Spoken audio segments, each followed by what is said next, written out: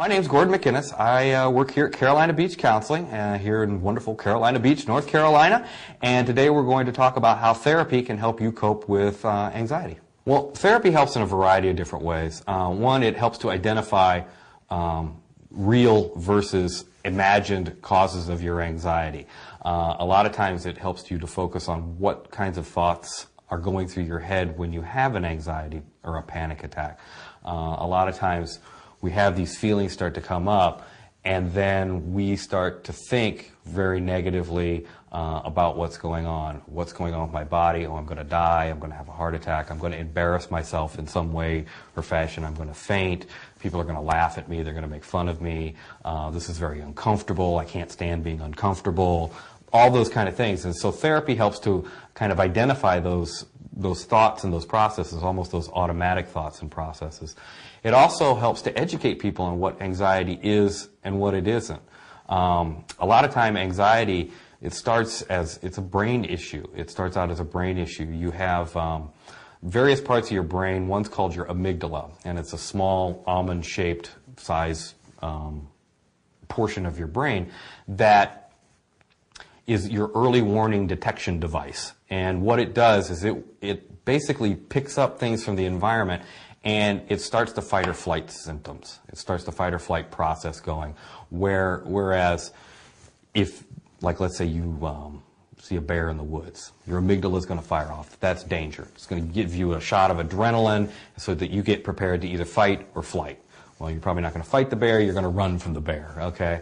And sometimes your amygdala will fire off in situations that there's no bear. And it misinterprets cues within your environment. Well, your amygdala kind of sits next to your what's called your limbic system, which is where your emotions are processed, and your hippocampus, which is where your memories are processed. So your amygdala looks at, when have we ever been in a situation like this before? What are the feelings that we're supposed to go along with this? And it does it all what's called pre-consciously, or does it before your conscious brain can kick in and say, oh, no, we don't really have to worry about this situation. It's already started this whole process going. You've already got this adrenaline rush going. You've already starting to have the symptoms. Maybe your palms are sweating. Maybe you feel keyed up. Maybe you're starting to breathe funny. And there's a variety of different physical issues that are going on that therapy helps you to identify what those are and kind of take the mystery out of them. Like your heart beating fast. Well, your heart's designed to beat fast. I mean, if you go jogging or do strenuous exercise, your heart's going to beat fast. And people worry that I'm going to have a heart attack.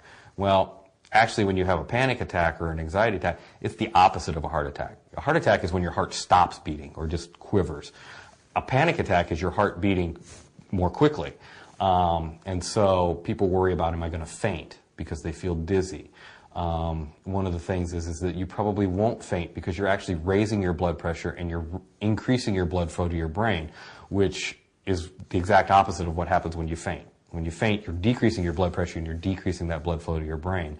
When you increase it, what's really happening is that you're probably not going to faint. The dizziness usually comes from because you've changed your breathing pattern and you've changed your oxygen and CO2 content in your blood, and so it kind of gives you that dizzy, kind of weird feeling. So again, therapy can help with that. Therapy also helps with managing stress, teaching you how to manage stress, teaching you how to use appropriate relaxation techniques.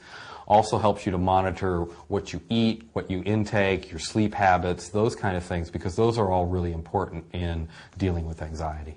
That was just some advice on some various topics related to